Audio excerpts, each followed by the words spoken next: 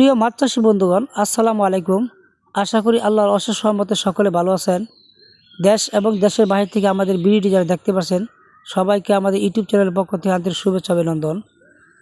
তো 2026 সালের দেশি মাগুর মাছের পোনা দেখতে পাচ্ছেন, একদম পিওর দেশি মাগুর মাছের পোনা, এক সাইজের মাছ। এই মাছগুলো 1 কেজিতে 2000 পিস ধরে।